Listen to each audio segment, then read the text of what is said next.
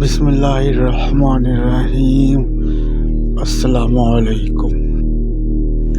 ہم اس دور میں جی رہے ہیں جہاں سچ بولنے والا بھی مشکوک ہو جاتا ہے اور جو لوگوں کو اللہ اور رسول کی طرف بلائے وہ بھی تنقید کی زد میں آ جاتا ہے۔ میرے محترم بھائی اور دوستو، اللہ تعالی ہم سے قرآن میں مختلف سوال کرتا ہے۔ اس سوال کے پیچھے ایک مضمون، ایک مفہوم ہوتا ہے جو ہمیں سوالیہ انداز میں اللہ تعالیٰ سمجھاتا ہے۔ تو اللہ تعالیٰ ہم سے پوچھتا ہے ام خلقوا من غیر شیء، بتاؤ میرے بندو تم اتفاقاً پیدا ہوئے ہو یا تمہارا کوئی بنانے والا ہے؟ پھر دوسرا سوال کرتا ہے ام هم الخالقون، اگر تم اتفاقاً نہیں پیدا ہوئے تو کیا اپنے آپ کو خود بنایا ہے؟ بتاؤ میرے بندو۔ میری زندگی لگ گئی، میری 18 سال کی عمر میں ریمنڈ آیا، اب میں 72 سال کا ہو گیا ہوں۔ کم وقتوں تو میں یہ سمجھ میں نہیں آتا کہ میں ایک بہت بڑے خاندان سے اللہ نے مجھے ادھر ایک بہت بڑی قربانی کے ساتھ یہاں پہنچایا، اور تم نے مجھے کھلونا بنایا ہوا ہے۔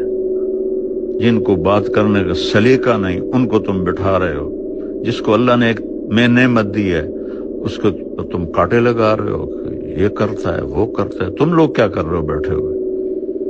جب عبدالوہاب صاحب کشف کی کاپیاں پڑھتے تھے اس وقت تم لوگوں کو اصول یاد نہیں تھے؟ یوسف قریشی کو تم لوگوں نے بنایا ہوا ہے، راولپنڈی کا فیصل وہ تو مولوی سعد کا ساتھی ہے۔ یہ صرف میرے لیے یہ سب کچھ، میں تو چپ کر کے ایک طرف ہو کے بیٹھ جاؤں گا، مقامی سے روزہ لگاؤں گا، شب جمعہ میں جاؤں گا، گشت کروں گا، کوئی تبلیغ تو نہیں چھوڑنی میں نے مرتے دم تک۔ تمہیں شرم دلا رہا ہوں۔ میں 1995 سے مولانا طارق جمیل کے بیانات سن رہا ہوں۔ تب نہ یوٹیوب تھا نہ وائرل کلپس، صرف ایک ٹیپ چلتی تھی اور دل بدل جاتا تھا۔ 2009 کے بعد مولانا طارق جمیل نے جو قدم اٹھایا وہ تاریخی تھا۔ تبلیغی جماعت کے لوگ کیمرے سے دور رہتے ہیں، لیکن مولانا نے خود کو کیمرے کے سامنے لا کر دین کا پیغام دنیا تک پہنچایا۔ کیا ہم بھول گئے وہ لمحے جب جنید جمشید نے گانا چھوڑا، جب سیدنا نے سجدے میں گر کر شکر ادا کیا؟ یہ سب مولانا کا اخلاص کا اثر تھا۔ دین کی طرف پلٹنا یہ معمولی بات نہیں۔ بڑے صغیر میں ہر فرقے کا ایک فالوور ہے، لیکن مولانا نے ہمیشہ محبت، بھائی چارے اور اتفاق کی بات کی ہے۔ وہ کہتے ہیں اختلاف ہو لیکن نفرت نہ ہو۔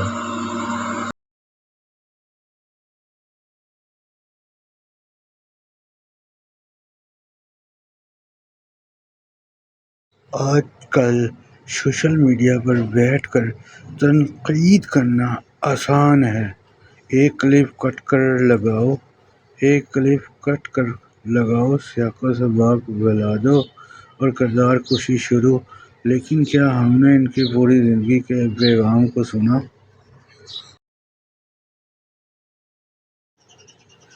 تبلیغی جماعت پر اعتراض ہو سکتا ہے لیکن تبلیغ کے کام پر نہیں۔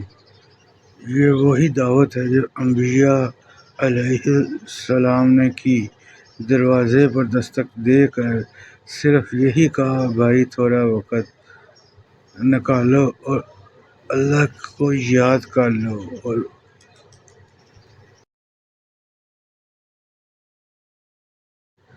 ہر مسلک میں اختلافات ہوتے ہیں، لیکن ہم سب کا رب ایک، رسول صلی اللہ علیہ وآلہ وسلم ایک، قرآن ایک۔ ہمیں جوڑنے والی چیزیں توڑنے والوں سے کہیں زیادہ ہیں۔ آؤ صبر کرو، برداشت کرو اور امت کو جوڑو۔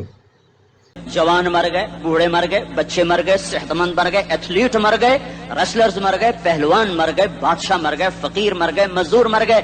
حضرت علی کا فرمان ہے الموت لیس منہ الفوت، جس نے موت سے ٹکر لی موت سے شکست کھائی۔ زندگی کا مقدر ہے ہارنا، موت کا مقدر ہے جیتنا. پہلوان ہوں یا کوئی ہوں، موت ان کو پچھاڑے گی. اجل ہی نے چھوڑا نہ کسرا نہ دارا، اسی سے سکندر صفاتے بھی ہارا. ہر ایک لے کے کیا کیا نہ حسرت سے دھارا، پڑا رہ گیا سب یوں ہی ٹھاٹھ سارا. جگہ جی لگانے کی دنیا نہیں ہے، یہ عبرت کی جا ہے تماشا نہیں ہے. ملے خاک میں اہل شاں کیسے کیسے، جاؤ اسلام آباد کے قبرستان میں دیکھو بڑے بڑے سیکٹری دفن ہیں، بڑے بڑے وزیر، بڑے بڑے جرنیل، بڑے بڑے ناز و انداز، بڑی مستیوں والے، بڑے ناچنے والے، گانے والے، شراب میں ڈوبنے والے. جاؤ جاؤ دیکھو ان کی ویران قبریں بتا رہی ہیں کہ یہ بھی قبر اکڑ کے چلتے تھے، مستی میں چلتے تھے. ان کے کیڑے بھی مر چکے ہوں گے جن کیڑوں نے انہیں کھایا ہوگا. ان کی ہڈیوں کو قبر نے گلا دیا ہوگا اور ریت کا برادہ بنا دیا ہوگا. جو کہا کرتے تھے اسلام آباد ہمارے کندھوں پر ہے، ان کی قبریں عبرت کا نشان ہیں. پکار ہے جو تار پہ گزری ہے وہ کس دل کو پتہ ہے. محبت سے رہو، دیوبندی بریلوی بن کے مت رہو، مسلمان بن کے رہو، امتی بن کے رہو. شیعہ سنی بن کے مت رہو، امتی بن کے رہو، مسلمان بن کے رہو. آپس کی یہ نفرتیں ختم کرو. آپس کے تعصب نے، دیوبندی بریلوی جھگڑوں نے دین کی شکل بگاڑ کے رکھ دی. کیا کمزور سے نکلی ہے وہ دھن سب نے سنی ہے، جو تار پہ گزری ہے وہ کس دل کو پتہ ہے. محبت سے رہو، دیوبندی بریلوی بن کے مت رہو، مسلمان بن کے رہو، امتی بن کے رہو. شیعہ سنی بن کے مت رہو، امتی بن کے رہو، مسلمان بن کے رہو. آپس کی یہ نفرتیں ختم کرو.